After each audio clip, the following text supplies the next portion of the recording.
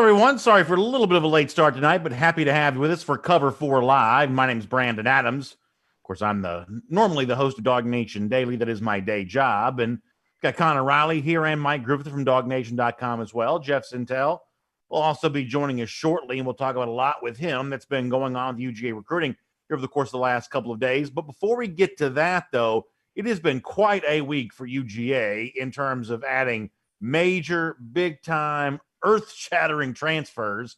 The former LSU tight end, I guess we'll call him a wide receiver now, Rick Gilbert, leaving the Tigers program to come to Georgia. And, of course, another Tiger, Darian Kendrick, leaving Clemson. He arrives at Georgia, at least via the transfer portal as well. This is as big as it gets for a Georgia team that may have thought it was one or two players away from a national championship, at least legit contention status. And obviously by adding these big names, it seems like Georgia's taken another step in that direction. So there's a lot to unpack related to everything that's happened here. But I'm curious for both of you, Connor and Mike, and of course we'll get Jeff when he joins us here, just your initial thoughts on the news. Mike, I'll start with you. The additions of Kendrick and Gilbert, big picture, what do you think that it means? I think it's big. I think those were the two biggest boxes left to check. I mean, you wanted an experienced cornerback of the lockdown variety. I think Kendrick's got that. He's got a lot of big game experience. He's been through a lot of adversity at life. I think he's got some mental toughness and some gumption to him. I like that addition to the secondary. And Gilbert's the target. Brandon, you and I have talked a lot about receivers and the type of weapons that JT Daniels needed to win a national championship.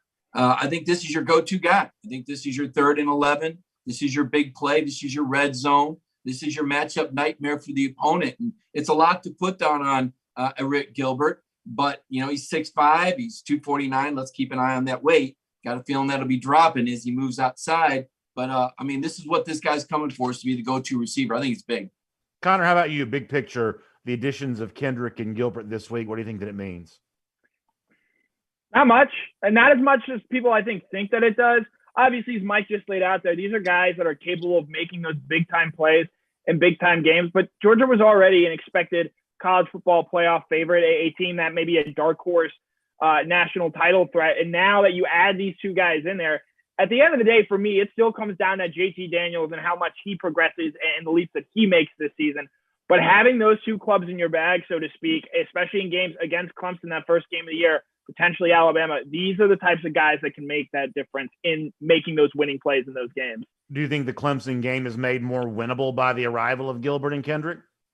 I think it absolutely is, more specifically with Kendrick. And obviously he's had his struggles against elite competition. The numbers against LSU and Ohio State in his last two college football playoff games have not been pretty, but not having to throw two first-time starters after a cornerback in that first game is going to make things a lot easier. Obviously, I think long-term over the course of the season, Gilbert is the guy who's probably going to make a bigger impact. But game one, the biggest issue was cornerback experience, and you add a guy who has 23 career starts, the first-team All-ACC performer, and has started 3 college football playoff games. I think that's going to be invaluable to a remade Georgia secondary. Mike, I've said this on my show a lot this week as well, that I think that for the national championship this year, I do think Kendrick is more valuable than Gilbert, even though I've been as big a Rick Gilbert fan as you can be for years, going back to the time that he was in high school. I've obviously followed his career and been, I'm thrilled that he's coming to Georgia, speaking, of course, as a Georgia fan. But in terms of the immediate need, the cornerback position, the fact that Kendrick has played that at such a high level, and yes, he did have a little bit of an issue in the college football playoff, but generally speaking, he's played at a high level. I do think Kendrick is more immediately important for a national championship push than Gilbert is. It sounds like Connor thinks that too. Do you agree with that as well? Yeah, it's tough to say, but from the standpoint that there was less quality depth at the cornerback position, I know Keely Ringo is still working his way back. We expect Keely, coming off that torn labrum, he's still getting reps. Maybe by mid-season, he hits his stride. We don't really know what Georgia gets out of Brandon Turnage, the cornerback out of Alabama. I think there's a lot of optimism. He was a former top 100 player, although he was a little buried on the depth chart at Alabama. But I think just from the standpoint of how much they needed depth at the cornerback position, whereas like Connor pointed out, there were other weapons. Now, we don't really know about Dominic Blaylock. I think we're feeling better about Marcus Rosemy-Jacksaint. But there are a lot of targets there at receiver. And I think JT Daniels is a guy that can throw a lot of people open. Whereas at the cornerback position, I think you kind of got what you got. It's a position of high attrition with those guys coming up, making stops. We've seen that each of the last 3 years. Tyson Campbell with the shoulder in 2018. Last year, then you had the foot injury. Stokes had a little bit of a shoulder. That's a position of attrition. And I think depth is very important in a 15-game season at that position. I want to push back and nitpick on one word a little bit there, Mike, if I'm hearing you correctly. You talk about, the idea of depth and Kendrick contributing to that. In my mind, I view Kendrick as more than that. When you bring in Brandon Turnage, who, as you said before, in 2019 is like a top 100 recruit, top 10 defensive back, but a guy that really hasn't played a lot, that to me is an addition for depth. He could be one of your best cornerbacks, or he might not be. You don't really know. His profile is very similar as a recruit to what Jalen Kimber's is. So you're talking about, kind of replicating what you already have a little bit. In the case of Kendrick, Mike, I just view that to be an entirely different situation. He's been a starter. He's mentioned as a possible first-round pick. He's been an all-ACC performer. And, yes, I certainly understand that being all-ACC is not quite as challenging maybe as being all-SEC. I understand that, but it's still not nothing in the overall grand scheme of things. The point that I'm building to, Mike, is if Kendrick doesn't step in filling a void as a day one starter, essentially a plug-and-play type guy, I'd say the same thing about Tykee Smith, by the way, too, at the nickelback position. But if Kendrick isn't a step-in, plug-and-play type starter from day one, then I think for me and really for all Georgia fans, it's going to be a pretty big disappointment. Oh, I agree. I didn't mean to indicate anything but that he was going to start, but I thought he was more important because it kind of just moves the chain down. Now Amir Speed, Georgia plays a 3 cornerback rotation for the most part. And Amir Speed and Jalen Kimber and Kendrick is that 3 rotation. But now Keely Ringo isn't pressured to play before he's ready. He's that 4th guy. Nyland Green's in that mix. Brennan Turnage is in that mix. Now you're 6 quality guys deep at corner instead of just 5. And so that was why I gave them the edge. Not because I meant Kendrick was a depth player, but just because I felt like there was still a need numbers-wise at that position. Of course, Darren Branch, we reported that. We reported long ago that he wasn't on the roster for the spring game. The writing's on the wall. But remember, that was the player who went home when he first reported. They had to talk him into coming back. So no one wanted to report he was off the team because who knows, maybe it's just another bout of homesickness. But this time, obviously, Georgia said, yeah, go ahead and stay home. So, Connor, along the lines of what Mike was talking about there, this is where I think those numbers do come into play. Let's say that Kendrick starts for Georgia and he plays at a high level, however you want to define that. All of a sudden now you can put a veteran like Amir Speed, and you can put young, talented players like Jalen Kimber and Keely Ringo if he's healthy, and Brandon Turnage to a degree there as well. You can throw all those names in a pot, and all of a sudden now they're battling for one cornerback spot, which means somebody's not going to get as much playing time as he was hoping for. I certainly understand that. But in the push to find a capable starter opposite Kendrick, the fact that you can now throw so many names into that hat as contenders for that, I just think it raises the possibility that you also find a competent and capable starter on the other cornerback spot now as well. Right. I don't know if Georgia's going to be able to do that for game one. They may, especially with a Clemson offense that figures to be pretty potent, even with the turnover that they have there. But now you get a better sense of, all right, we're going to have Jalen Kimber, we're going to have Keely Ringo, we're going to have Amir Speed. As Mike said, they don't have to put those guys out there if they're not ready. And I think they're going to allow that other cornerback position maybe to develop a little bit more now and be less trigger shy when it comes to pulling guys in and pulling guys out, because they do have somewhat of a known entity in Darian Kendrick at that other cornerback position there, though. So wrapping all the transfers up in a nice bow here, we talked about biggest, news breaker, whatever. This season, which of the 4 transfers that Georgia has brought in do you think makes the biggest impact on this team? I think it's Kendrick. Mike? Guys, I go back and forth. I went with Kendrick only because of the depth factor, not because I worry about the attrition at that position. I think Gilbert's going to be big. I really do. But you guys know, I think a lot of JT Daniels. I mean, listen, this is an amazing statistic, right? We all know JT completed 67% of his passes the last 3 games of the season, and that's really good. But dig a little deeper, and JT Daniels and Georgia converted 64% on 3rd down. Alabama led the nation at 59%. And that was without these sort of receivers, and that was without an entire offseason And that was before a second year in Todd Monken's system. So I make the argument that I do think Gilbert's the go-to guy. I think it's a huge addition. I don't think he's going to be as good as George Pickens was going to be, but I think he's better than anybody else was going to be. Same token, Kendrick brings something that no one else had. I think Jalen Kimber is going to have a marvelous season. I think he's going to evolve into an all-SEC player. I've seen pictures of Kimber. He doesn't look like the same guy. You're going to be very impressed with Jalen Kimber. And I like what Speed has done. Speed had a very good spring. Yes, he got his feet caught up and got beat for a touchdown, but that's one play. I think Speed had a great spring. I think they're three quality guys deep with Kendrick and the extra body BA. I'm going with Kendrick on this one. Connor, answer your own question. I think it's Tykee Smith. I think he brings an element of playmaking, of known playmaking in that secondary that even with Kendrick back there, the Georgia secondary, I think, still lacks. He played at an All-American level at West Virginia last year. Seeing elite offenses like an Iowa State, like an Oklahoma, I think he's a guy that can come in, play right away. Doesn't have some of the off-field questions that Darian Kendrick or Rick Gilbert, for that matter, seem to have surrounding them. I think he's a guy that's going to step in right away at that star position and really over the course of the season make an impact and be, I think, a big-time player for this Georgia defense. And it's good to have Jeff Sintel with us. And Jeff, bringing on this conversation, Connor had asked about the 4 transfers that Georgia's brought in this year, which one makes the biggest impact. He makes the case for Tykee Smith.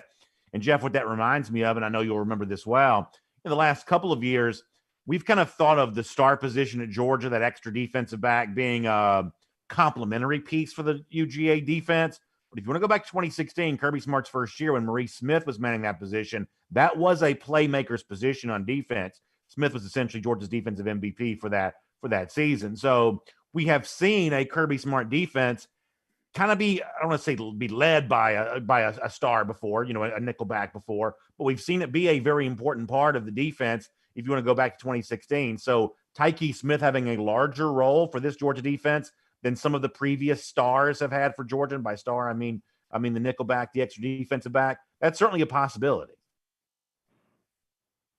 Yeah, guys. And first of all, I need to recap. Did Mike say something about Brandon Turnage being a Trojan horse, bringing in all the entire battle plans for the Alabama defense? Or did he say anything like that? I don't think Turnage was going to be an answer here. So my answer to this question, I guess it's layered. And I'm not trying to sound like I'm running for office here inside the Dog Nation senatorial district.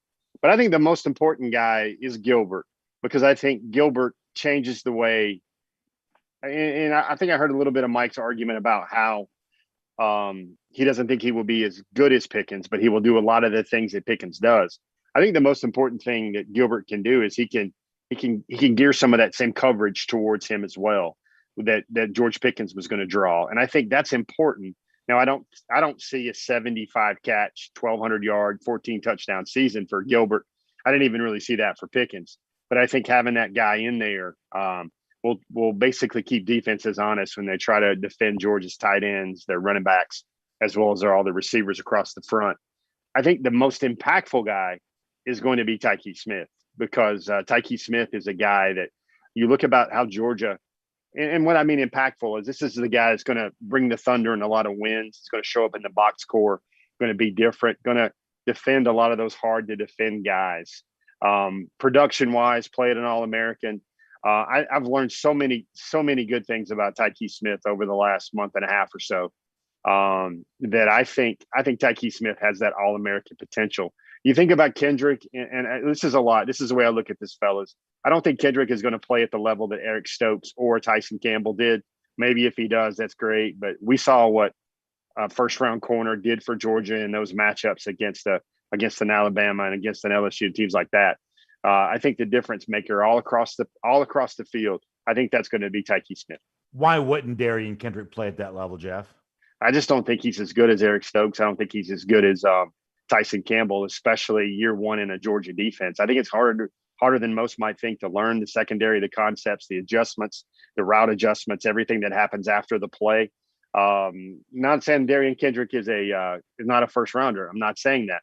But what I'm saying is for him to assimilate as well as Tyson Campbell 3 years in, Eric Stokes 4 years in into the Georgia defense, no matter how vastly talented he is, I think that's going to be pretty hard to do. Connor, let me bring you back in on the Rick Gilbert conversation for a moment, because it's interesting to hear, Mike say what he says, calls him the go-to receiver. I'm taking that to mean that Mike thinks he'll be Georgia's leading receiver this year. Jeff, in a lot of ways, kind of echoes that sentiment. And obviously, I wouldn't be as big a fan of Gilbert's as I am if I didn't think that was a possibility. But I'm also, I guess, more open to the idea that he still plays a more of a complementary role for this Georgia offense. I'm not quite sold on him being, even though athletically I think he's very similar to George Pickens, I'm not quite as sold on the idea that he's a replacement for George Pickens. How do you feel about that? I think Jermaine Burton leads Georgia in receiving yards this season. I think he's going to have a very, very big year for Georgia. Well, obviously, I think Gilbert is capable of doing some of the same things Pickens did. Well, Gilbert is an absolute stud athlete. Leaping ability is not to be underestimated. I think that is a one-of-one trait that he has across college football. And that's just not – Arik Gilbert, while he is a fantastic athlete, he is not the leaper that George Pickens has been for Georgia. And I do think it's going to take some time for him to get up to speed here at Georgia. And there are some good, capable options at that X position, even if Pickens never ends up coming back from that ACL injury. I think Marcus Rosemy-Jack Saint is going to eat into some playing time there. I think Justin Robinson is someone who's going to prove to be a capable option at that X position where I think we all think Arik Gilbert is going to line up at. And I think so just with all that Gilbert could potentially bring to this team, I think maybe it's a year from now where we really see that Arik Gilbert turn into that player that Brandon Adams has always thought that he was going to be, a true stud, 3-and-out player. I mean, how much room do you leave for doubt on this, Mike? I mean, as I said before, clearly I see the top end potential there as much as anybody, and I've seen that with him for years. And I'm really, really glad that he's at Georgia. But this is a guy who's just kind of stepping into the situation, and he has a little bit of a kind of a unique athletic skill set, which means you have to be somewhat creative in how you use him there. I mean, how much room do you leave for doubt for what he will do at Georgia this season? I mean, I think you got to start with the notion that a lot of where JT goes with the ball is dictated by the defense. The question is, what do the defensive coordinators think? Are they going to bracket Arik Gilbert? Is that going to free up other players? Is Jeff Sentell indicated in his reason for making Arik Gilbert the most? I can't remember if he said most valuable or impactfully. He was straddling the fence so hard I can't remember which side he fell on there. I knew he threw in Tykee Smith, but the point is. I do think that to Connor's point, it does take some time to learn. We don't know how quickly he'll get up to speed. The good news is JT Daniels is the teacher, and there'll be a lot of time spent in the off season. And frankly, when he was being recruited the first go round, JT was the guy that was talking to him. And the first go round, it didn't come to Georgia because he wasn't going to be the guy. George Pickens was still going to be the guy, and Georgia was very upfront with Arik Gilbert about that. Well, now George Pickens isn't the guy. And lo and behold, here comes Arik Gilbert as a receiver to play the X. So that is the primary position in this offense. I mean, that's the go-to spot, barring the defense doing some crazy things that opens up other guys. But, JT is a guy that makes so many adjustments at the line of scrimmage, Brandon. You could maybe Kearis Jackson leads the team in receptions, is that slot underneath.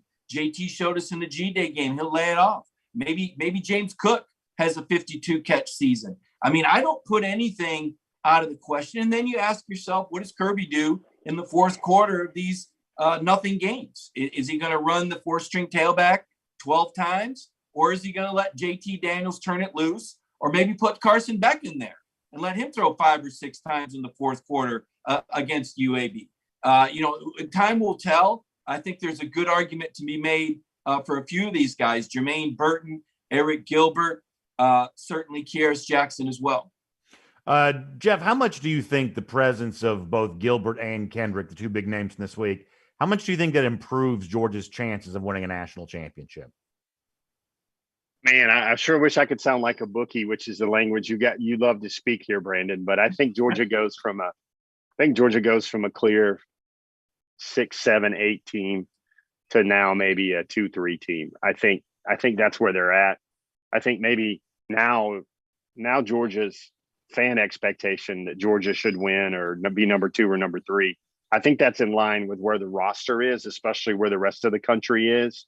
I really, and I hope you guys have said this on a bunch of your shows this week, but for me, I think this major thing is that this coaching staff and this head coach is going to do everything he can to eliminate every personnel flaw and gear up this program for these runs at a national title. I think this is as stacked and as loaded as any Georgia team has been. You know, you don't have a Sony Michel and Nick Chubb, clear all SEC historical guys in the backfield, but the receiving core is so much better. The offensive line is too deep, is so strong. The quarterback position has a lot of depth there.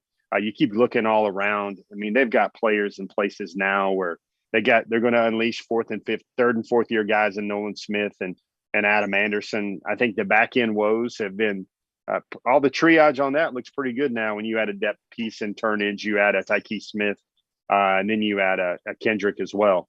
I just think, what is it, Brandon? You like to say the Death Star is fully operational. Man, I can't imagine there's any more turbo laser batteries, any more deflector shields for JT Daniels. I can't imagine Georgia has constructed a team as ready built for a national title as the one they have right now. Connor, how about you? The Death Star was blown up twice. I don't know if that's a great analogy to use. I know everyone loves Star Wars, but let's not ignore the fact that the Death Star was defeated and blown up on multiple occasions here. And if that happens for Georgia, it's going to be a very long offseason this time next year.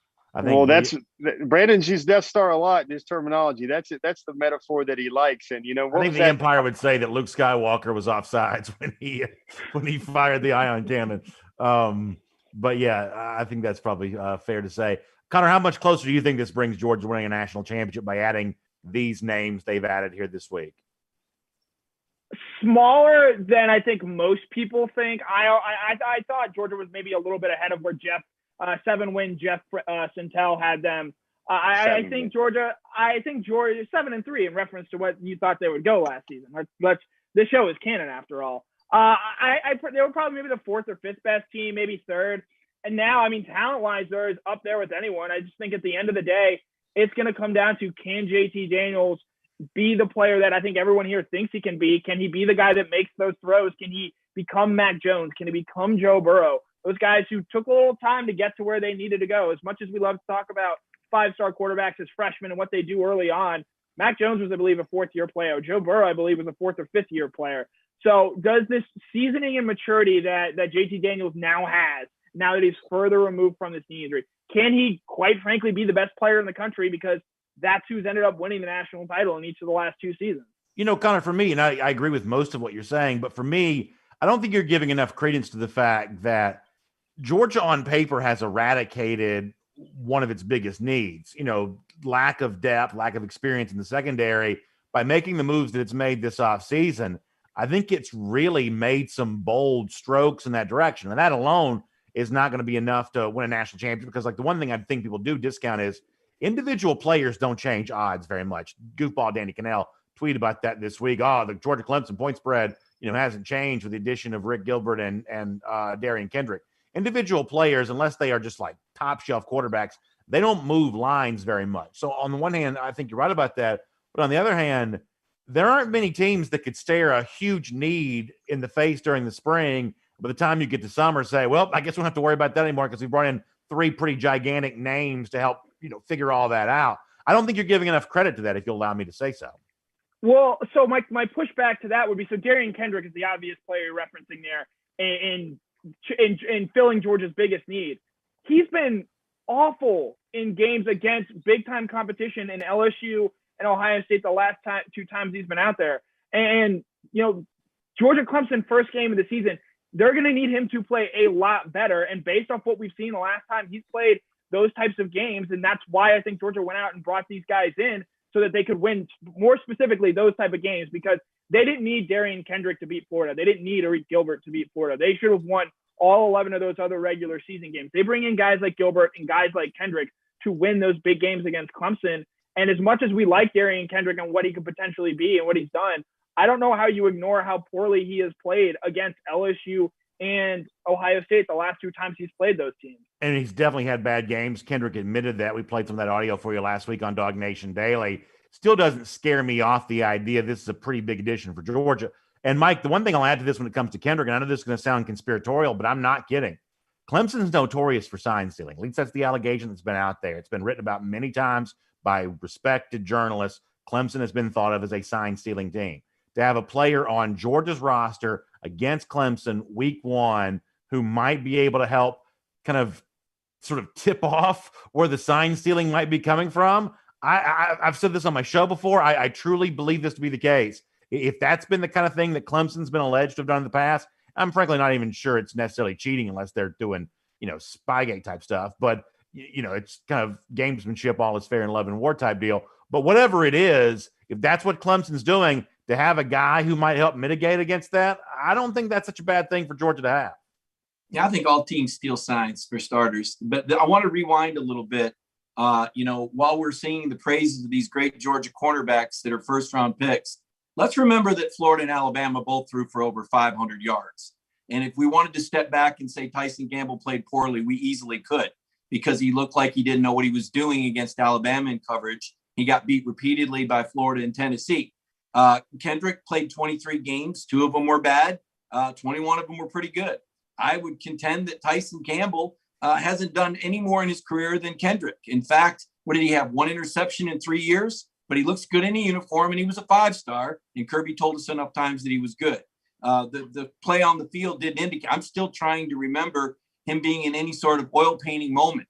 That play Tyson Campbell made, maybe the fumble recovery against Missouri his freshman year, and he suffered a shoulder injury on the play. The best thing he did then was get knocked out of the game, because that allowed Eric Stokes to come in and show everyone that he was the better cornerback and convince Kirby Smart to start playing him, as he should have been doing from the start if he hadn't made the promise to the 5-star from South Florida. So before we get carried away with how great the cornerback play was, I don't think we should have amnesia. We need to remember that Georgia's highly regarded defense, and I know this because I wrote and spoke about him as much as anyone, maybe the greatest defense we'd ever seen, gave up more yards against Alabama and Florida than any Georgia defense since 2013.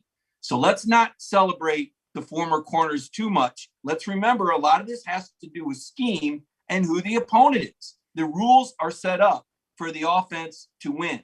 Now, the good news with Kendrick is Clemson, while they didn't play as much mat zone as Alabama and Georgia, they do have that as part of their package. So Kendrick will have some familiarity.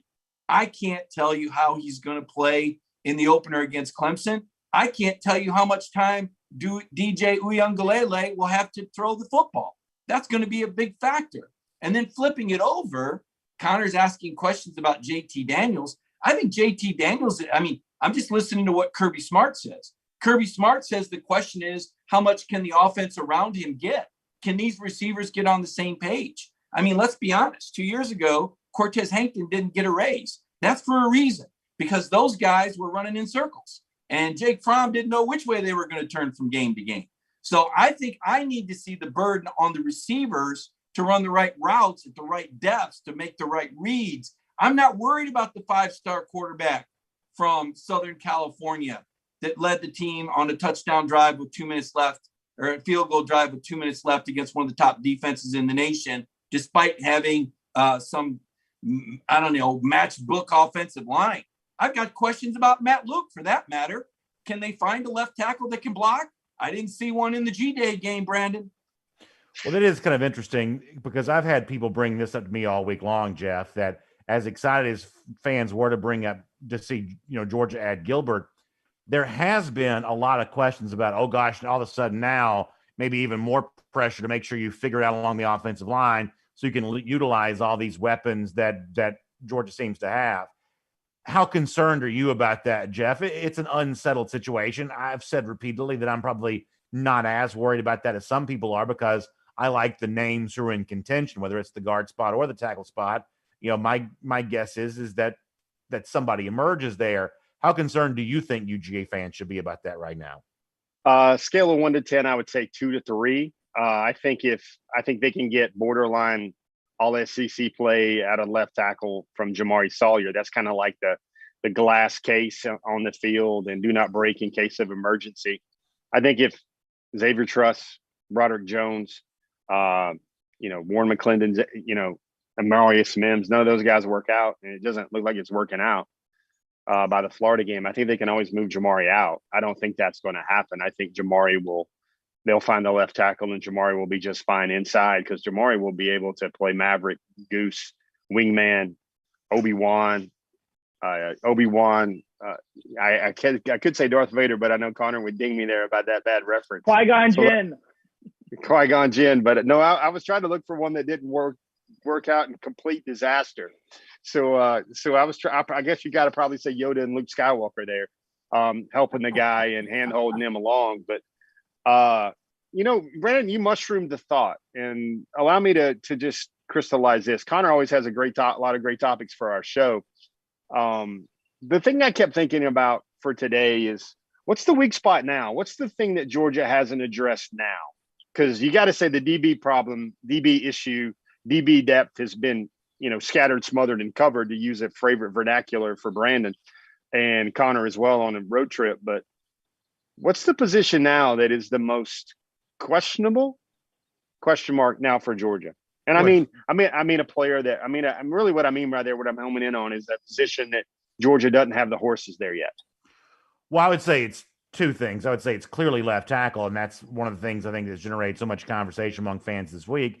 But I also think it's amongst this collection of potentially good receivers, is there someone who can match the productivity that you would have assumed that Pickens would have had if he was here? So I'd give you probably both those answers. A singular performer emerging from the collection of wide receivers, but specifically left tackle. And Connor, I know you talk a lot about the offensive line. Isn't it true that the Georgia left tackle will be no worse than Jamari Salyer? Because if somebody was worse than Salyer, they just put Salyer there. Isn't it as simple as that? Probably. I think they really want to see what Tate Ratledge can do at right guard. And if Tate Ratledge is a better right guard, Xavier Truss is a left tackle, I think they're going to feel very comfortable putting Jamari Salyer back out there at left tackle. I know Amarius Mims is someone Jeff is extremely high on and has all the physical gifts you would want from a left tackle. And I know Mike will quickly point out that he's only a freshman. Amarius Mims is not your traditional freshman. This guy is 330 pounds of brick at 6'7".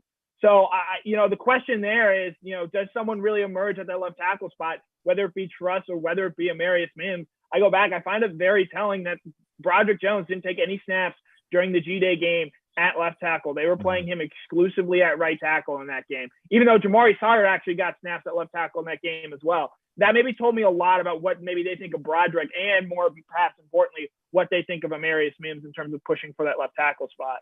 I want to talk some recruiting here in a moment, but Mike, how about your answer to Jeff's question? With cornerback seemingly addressed and defensive back in general addressed by some of these recent transfer moves, biggest need on this team at the moment, most, significant unanswered question for you would be what? Yeah, I think the biggest concern is left tackle, because if you don't handle that sufficiently, you lose your quarterback for the season. It was just a couple of years ago that only 4 out of the 14 starters made it through the year. This is a violent league, right? Full schedule. Clemson's coming for JT. They're coming hard. And the objective is to put the quarterback down. JT goes down, it's going to damage the chances. I like Carson Beck a lot, but I think JT's special. I think he's a championship quarterback. So that's the biggest concern. The biggest question for me, and you guys aren't going to like this, but I just question the management at running back. I don't know who's going to be in there when. I think Kendall Milton is the best runner. I think Kenny McIntosh is the best all-around back. I think James Cook is the best receiver. And Zamir White, everybody loves him. He's come off 2 knees, but I don't think he's the best runner, receiver, or all-around back. But I think he's going to start because I think Dell's got a soft spot for him. I think he's a hard worker and a team leader. And I just don't know where the loyalty ends. Is it 5 carries? Is it 10? Is it 15? To me, that's a dynamic position. When you have the right guy in there, you can score from anywhere on the field. But there's certain things that different guys do better. James Cook is the guy you want in there if you're going to be, spreading it out and throwing it. Kenny McIntosh proved he could do it on the final drive of the Peach Bowl. And Kendall Milton, from all indications, guys, was head and shoulders above Zamir in spring drills. So I don't know how that's going to turn out. Maybe Zamir will rally this summer and have a wonderful summer, but I just feel like the default button is going to get pushed and you're going to see Zamir White get 10 to 15 carries on loyalty. And I just don't know how I feel about that. I have questions about the management at that position. Jeff, sounds like you want to weigh in on this. I'll let you do that. What do you think about the running back position right now? Yeah, I think, here's the one thing I'll say about what Mike's saying there is I think Mike is looking at it as the alpha and the one guy. And Mike, correct me if I'm wrong, but I think Georgia's backfield is shown it's two guys. So I don't know about the loyalty thing with Zamir. I think Zamir has to be one of the two best backs to get a lion's share of the carries at Georgia. I think the ideal rotation for Georgia is to find two guys, not to find one that deserves it all. And you know, Mike, I know you know this, but Mike, I just want folks to hear this side of this. Is there's something to be said about that guy that is 3 or 4 years outside of high school that has had a clean bill of health for the last 2 seasons. At what point are the knee injuries, and at what point is all that going to drift away from the narrative on Zamir White? And I mean, that's an honest question. I mean, and I know there's a lot of folks that want to say, they hear this and, Zamir White's a very popular player, but one of the reasons why Mike is so popular is he says what he feels and says what he thinks. So I just think that the more Zamir gets touches, the more he's in the game. I think there's no substitute for the amount of playing time and the amount of respect he carries around the Georgia team. And let's just say this what it is. If he's the best pass protector and the second or third best home run threat on the team, for whatever reasons you want to ding him up, or anyone wants to ding him up, I think that's vital for Georgia this year with what they're trying to do, to get the back that protects JP in the cockpit the best and is going to pick up his man and is going to be as physically dominant as anybody. I mean, I see all this. I mean, Kendall's going to be great. He's got a great future. I think Kendall's going to spend 3 years at Georgia and then move on to the league and make a lot of money in the NFL. But man, probably that's just the underdog in hear me that I always root for stories. I always root for people. I think every running back in the Georgia depth chart really has one. Stories don't give you points on the scoreboard, but let's not forget that there's not 5 running backs. There's not 10 running backs in the SEC better than Zamir White. Connor, before you jump in, Mike, why don't you respond to that? I understand what Jeff's saying. And to this point, Zamir has proven to be the most consistent pass blocker. And, the guy is going to go the right way on every play. And there's a ton to be said for that because execution is going to be key. But, these guys hadn't had a spring practice before. I just feel like if you've got a dynamic player like a Kendall Milton, you've got to let him run. You got to let him go. And it's a tough deal at Georgia. Sometimes you get recruited over. Sometimes the next guy's better than you. And Kendall Milton is an amazing runner, and he's a home run threat, and he's a game changer. And Zamir White, Jeff, isn't one of the top 5 backs. He's maybe 7 or 8 at best. I go back to the Tennessee. You name them? I'd say the guy at Kentucky, Chris Rodriguez, is one of the best running backs in the league. I think Kendall Milton is better. I think Kenny McIntosh is better. I think that I go down the list. Alabama as a running back coming up that I believe is better. Tank Bigsby is better. There's 5 right there. I don't have the roster in front of me, but there's a reason why the guy hasn't made all SEC. There's a reason why the guy had 2 cracks from the 1-yard line against Tennessee and didn't get in. He lacks vision. It's not the legs, it's the vision. And I've watched running backs for 25 years. That's a position I study really close, and I've seen a lot of great ones. I don't need to go down the list.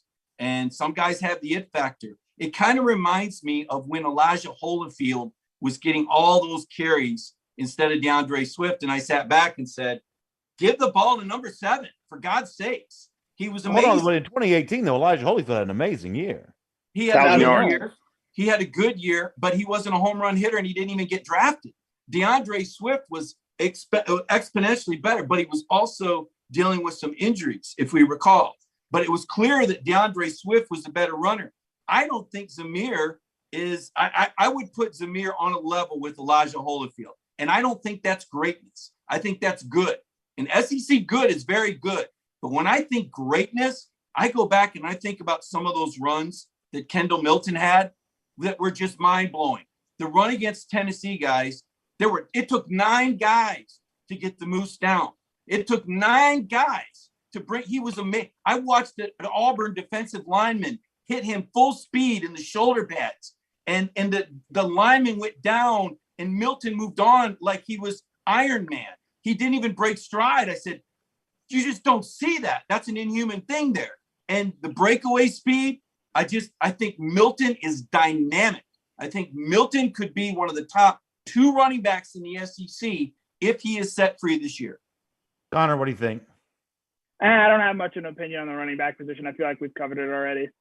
I mean, look, here's the only thing I'll say, Mike. With the exception of 2019, where DeAndre Swift got the lion's share of the carries, for the most part, this is a Georgia offense that has been built around multiple running backs. And don't you think that if Milton is as good as you say that he is, that he's going to show that this year? I mean, like, I obviously am excited about his potential there as well, but it's not like he's not going to get an opportunity to demonstrate he's as good as you just described him to be. I mean, if he's that good, then it ought to be obvious to everybody during the season, Del McGee and Kirby Smart included, right?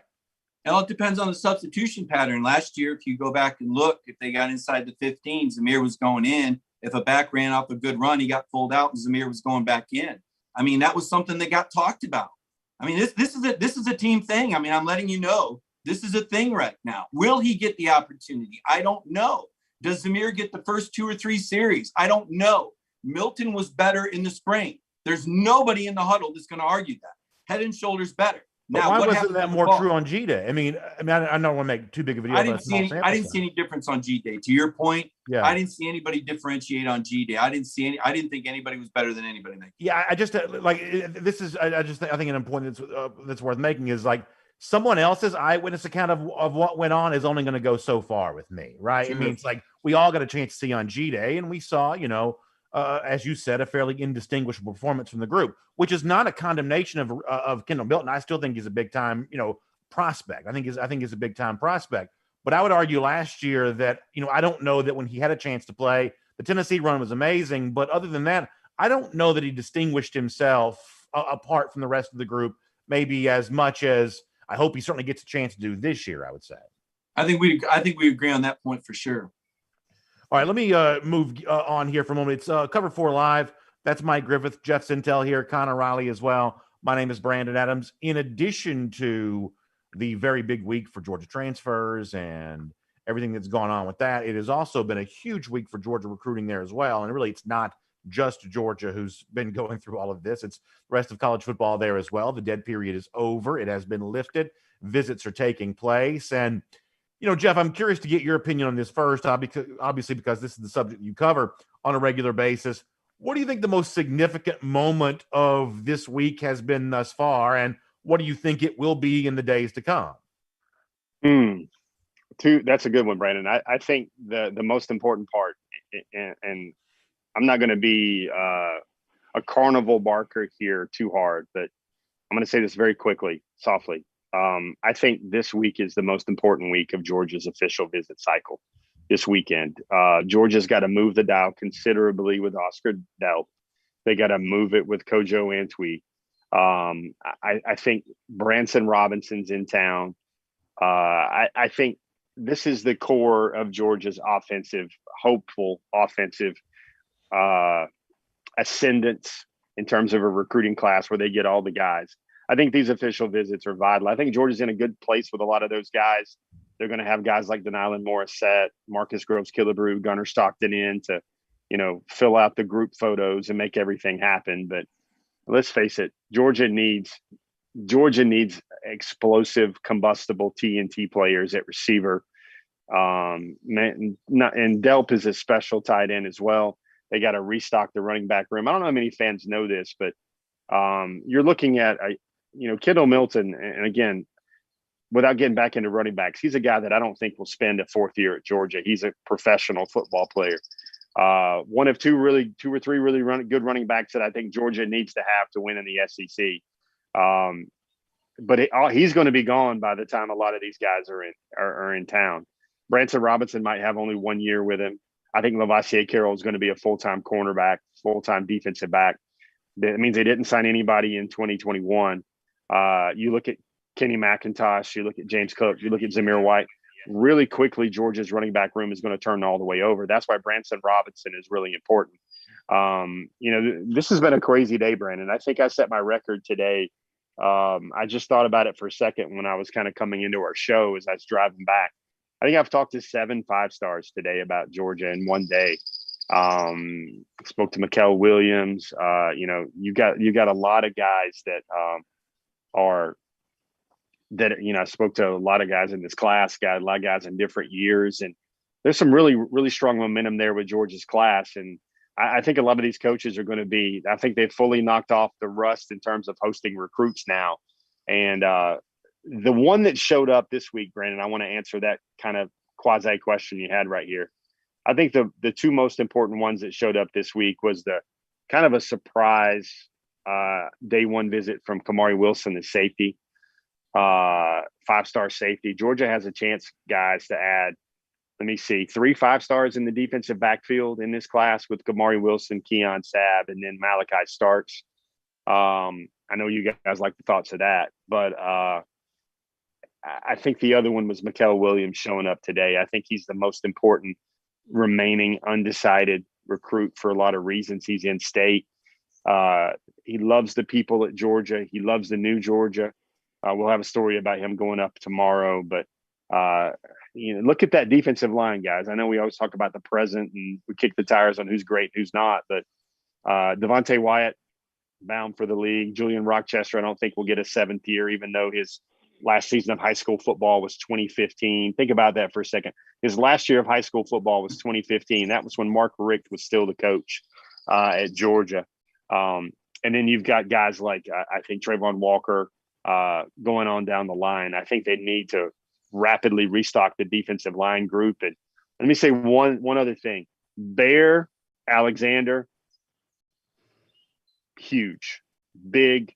I'm going to call it right now. I know everybody likes these, poster board, billboard statements. Bear Alexander is going to be the Richard LeCount III of this class. And I think Georgia fans ought to take a swig of whatever they're drinking tonight to celebrate that. So, Jeff, I'll follow up because I was going to ask about Bear Alexander because you were rattling off all these important prospects that we're visiting and had not gotten to him yet.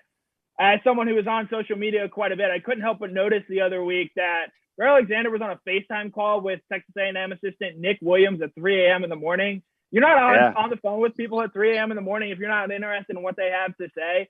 So based on it, I believe I saw the back of your head in a Bear Alexander Instagram story. What makes you say that he is the Richard LeCount of this class, given how much Texas A&M figures to want to try and bring him into their own class, as he is a 5-star defensive tackle talent? And even though I believe he's the number 26 overall player, it would not surprise me if he even shoots up from there. So good question. I think you got to know a lot of things about Bear Alexander's story to really understand that.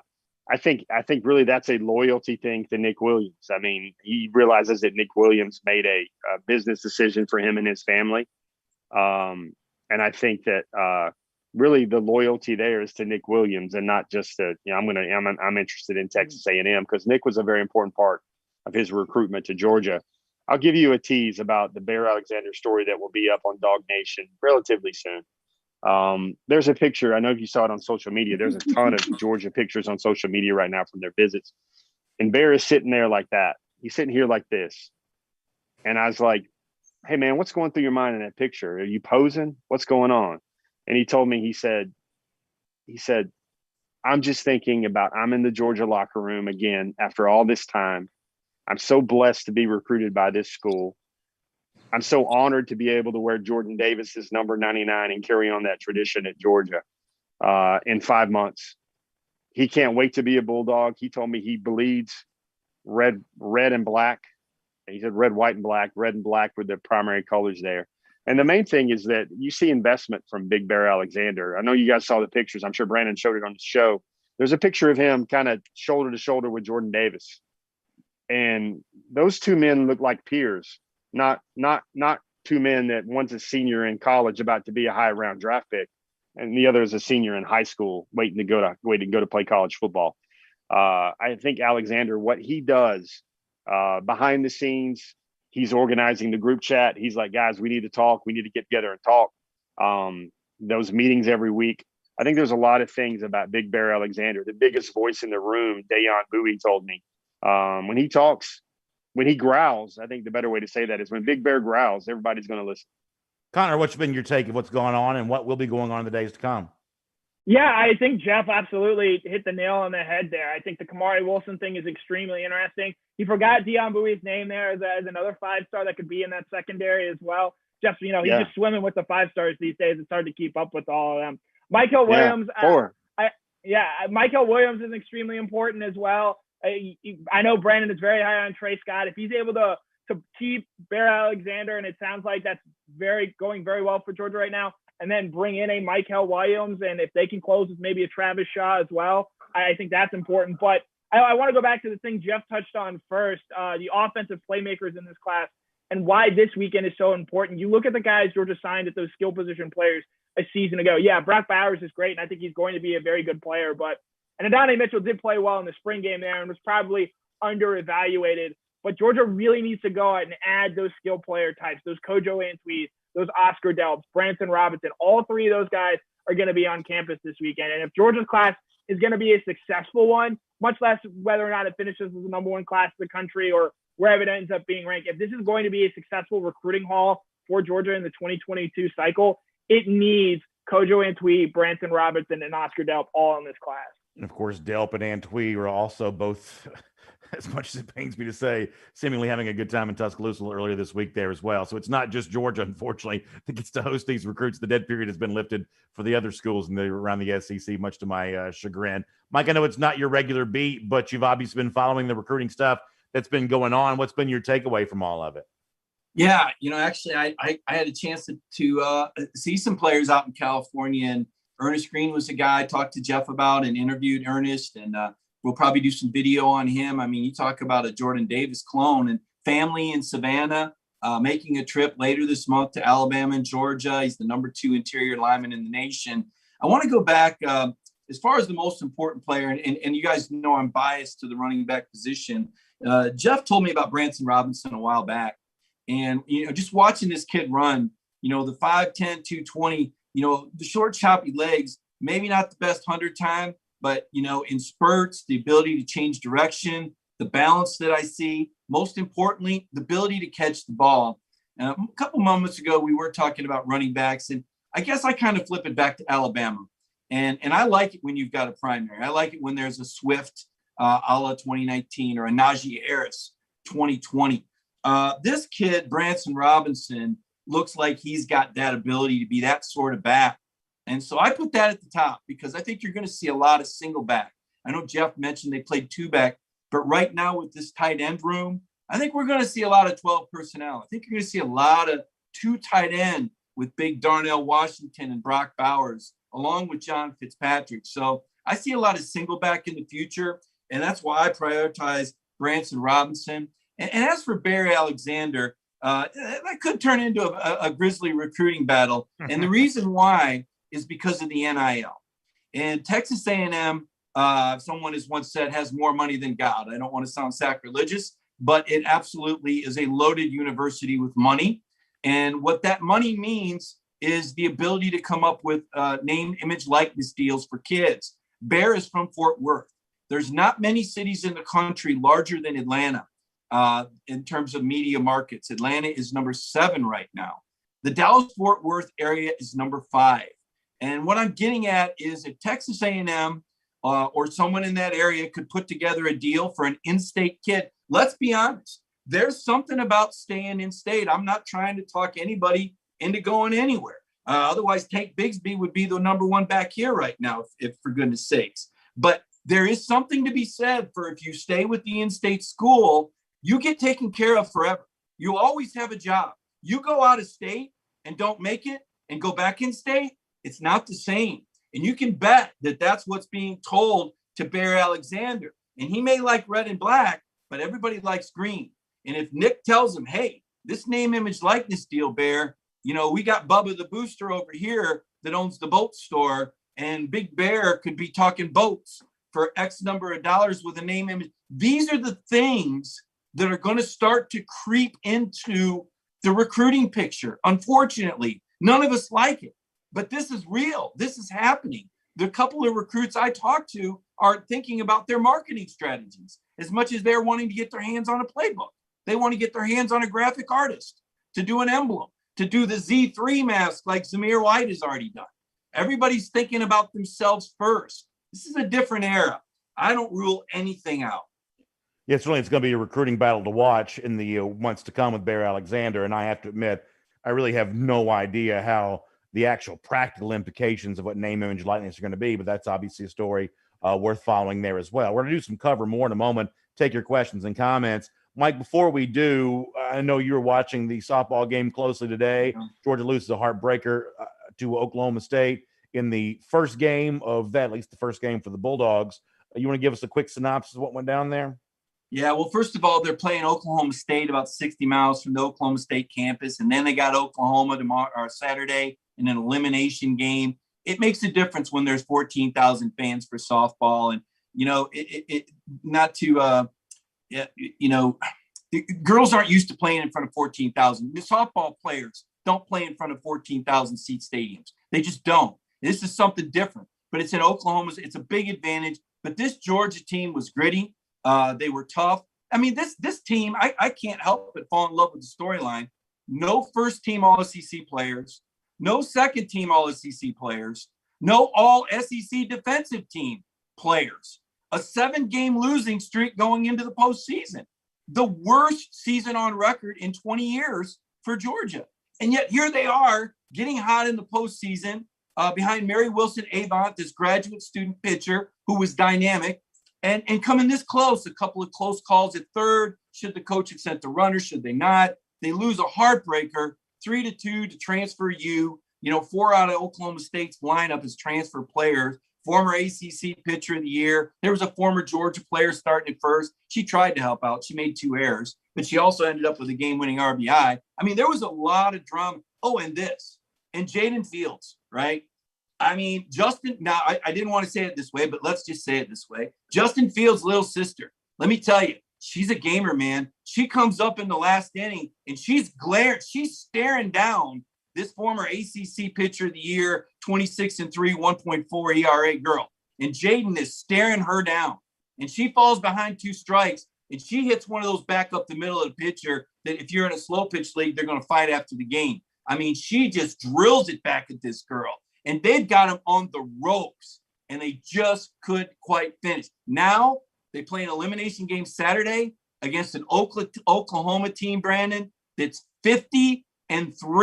The good news is Georgia was the first team to beat them. Oklahoma came this way to play Georgia in Athens. They didn't want to do it as a favor. They wanted exposure in Atlanta because there's a ton of talent there. And Georgia beat them with Jaden Fields. So the drama is thick, noon Saturday. If this Cinderella story Georgia softball team does the glass cleat fit, I don't know. The odds are long against them.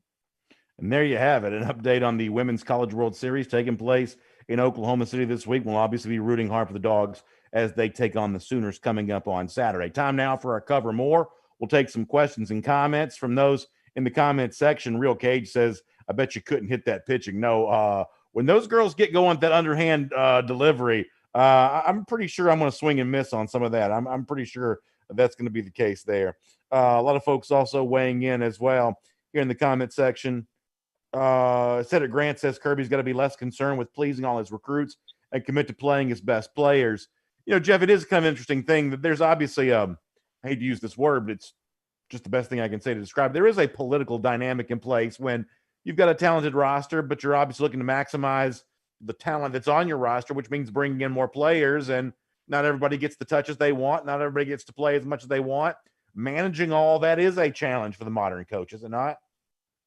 Yeah, I think the thing there is how do you develop the young guys in clutch situations unless you just put them out there? I mean, Georgia recruits players, Brandon, where really they play 1 year or they wait 1 year and then they play 1 year and they're 1 year away from the NFL. I think Georgia looks at a lot of their elite guys as they're only going to have 3 years with all of them. So they really would look at a complimentary player that they think, oh, man, he's going to be really good in 2 years. Well, he's going to be gone in 2 years. I think that's why you got to keep him.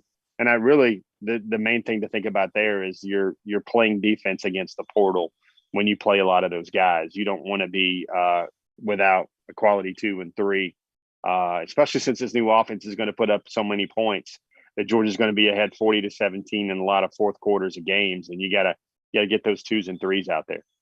Yeah, I think that's probably exactly right. By the way, Orrin Chile also mentioning Jamon Dumas Johnson, Jeff. Question for you specifically. Love him. Orrin thinks that Dumas Johnson's going to be a big time player. Yeah, I think he's going to get to Georgia. He's at Georgia now, but I think he's going to get to the rotation faster than both Channing Tindall and Quay Walker did, and even Trouble Davis did. I think he's going to be a guy that you're going to see. You're going to see him sprout his wings and fly late year 2 and a lot in year 3. I think he's another Monty Rice type player. And hold on a second. We've got a special guest here. What is that? You just made Mike's night, Jeff. Okay. First of all, Mike, Peaches says hi. She says hi, but she says, "Come on, man, lay off Zamir White, man. What if he runs for 1,200, and what if he has 12 touchdowns?" She's like, "Is that Griffith guy going to give Zamir some love when the Grizzly beat writer sees a chrysalis emerge and the pure Zamir White rotating in and out with a splendid core of backs? Are you going to start barking about Zamir White when he does all that for you in 2021? That's a deal. Let me squeeze in a couple more comments real quick. Connor John Smith asking about the coaching on the offensive and defensive line, says, are y'all really satisfied with it? And what would you say to fans about what Matt Luke has done on the offensive line? And as you mentioned before, I'm a pretty big fan of Trey Scott, what Scott has done as defensive line coach. First of all, I don't think you have any beef with Trey Scott. They've led the league in rushing defense 2 years in a row. It's hard to find a fault with Trey Scott right now with both the development of talent with guys like Jordan Davis, Trayvon Walker, Devontae Wyatt, and then how well he's recruiting on the offensive side of the ball. It was always going to be a tough first year for Matt Luke when you're replacing 3 guys who were NFL draft picks, and then you have the turnover and change within season that you had last year with Trey Hill missing time with injury, and then obviously Ben Cleveland opting out at the end of the year. So it's hard to judge Matt Luke right now based on field. It'll be interesting to see what it looks like this year when we do get a more normal offseason to sort of see how these things play out and how this Georgia offensive line comes together.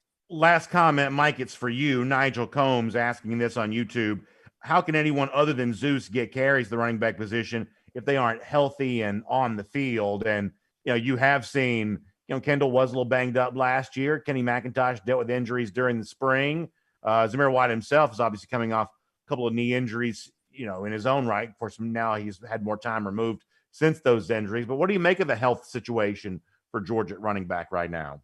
Yeah, it's interesting. Kenny McIntosh missed most of spring with the dislocated elbow. It didn't require surgery, but he's expected to be back. And James Cook was able to get out to California for a little bit with JT Daniels and some of those other guys having fun in the California sun and working out, throwing the football in the sand, I suppose. I think there's a lot to be said for that. I think you do got to stay healthy. And my discussion is all things being equal. Obviously, you're not going to play a guy with a pulled hamstring or a dislocated elbow. By the way, we're almost out of time. I don't want to keep us too long, but did you have fun out there? I mean, I know you're working a lot while you're in California, but did you have a good time? Did you do any sightseeing or anything like that? Yeah, I did I got to squeeze in a couple activities. I got to go to Dodger Stadium, which I'd never done. And how much of a dump is that place, by the way? It's pretty fantastic. It's pretty fabulous. I mean, it was Albert Pujols hit a home run. Hold on, no, I totally agree with you that it's a historic venue, and I'm a big-time, old-time baseball fan. But the stadium itself is kind of a dump, though, isn't it? Weren't you? I was blown away by that when I first saw it. It could be like a high school football stadium. It's not. It doesn't have any. And I'm not. I mean, it kind of doesn't matter because it's been a historic venue for baseball for a long time. But there's no bells and whistles in that ballpark whatsoever. Well, that's kind of the beauty of it. I mean, you look at the rankings and it's universally ranked in the top 10. And I think it's the setting, the mountains, right? The palm trees, the Dodger history and tradition. They're great fans out there. It was a really enjoyable environment. I didn't feel like anybody was going to be drunk fighting in the parking lot or pouring beer over anybody's head at the end of the day. I thought it was a great baseball environment. I haven't been to all of them. I've probably only been to 9 or 10, but I'd say it kind of had the Wrigleyest feel about like Wrigley Field when I went there. There's a certain majestic note to it. I was able to go on an ocean kayak and see a sea lion. That was pretty cool. Pretty challenging, I would say. Interesting to see houses about ready to fall on the cliff. Made me think about the Florida football program extending Dan Mullen. You just see it was pretty fascinating. California in general, the weather's fantastic. Yeah. And I asked the people, why are there so many great quarterbacks? And, by the second or third day I was asking, they're looking at me like I'm crazy. Like, you've been out here a few days, right? I mean, the weather's perfect. It's a perfect year round for the most part. Now, obviously, there's some setbacks and some challenges and a high tax base. And there's a lot that I love about the South. And that's why I moved my family here and why I live here to this day. But I can see why Californians love where they're at, particularly Southern Californians. It has a lot to offer. It was interesting seeing JT Daniels, the school that he went to. It's big time. And I'm biased towards the Southern high schools because I've seen player after player develop.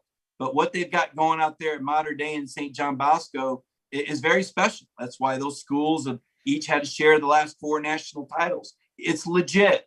So it was an eye-opening experience. I think it was educational. We were able to get 5 stories and 6 or 7 videos. And I was able to catch a little bit of the California sunshine. And Brandon, I would tell you, I do think you would like Dodger Stadium, even though it doesn't have I've been there before. The bells or whistles. Yeah. Oh, okay. I liked it. I liked the purity and the old timiness of it, I guess. No, I like that. And obviously it's been the backdrop for some of the most memorable moments in baseball. So certainly you appreciate the history. By the way, real quick, and I promise we're going. So I took my kids to DC this weekend. We went to the Nationals game on, I think it was Saturday night, one of the nights, 55 degrees, like record low temperatures. You talk about a rough night. It was a little bit of a rough night for the Adams family.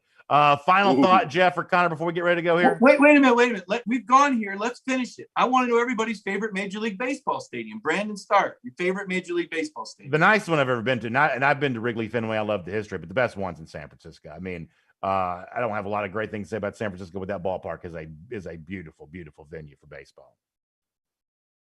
Connor. Fenway Park. Why is this even a question? Fenway is fun. I had a chance to be at Fenway a decade or so ago, and it was a cool experience. Jeff, how about you?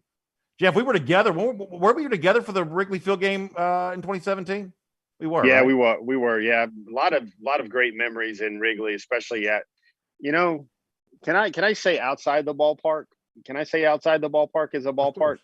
I've had a chance to watch a game at Wrigley from the seats outside the venue. Wow, and rooftops. Yeah, the rooftop, that was really cool because obviously you had all your obviously you had all your enhancements to your evening that you wanted. Sure, yeah.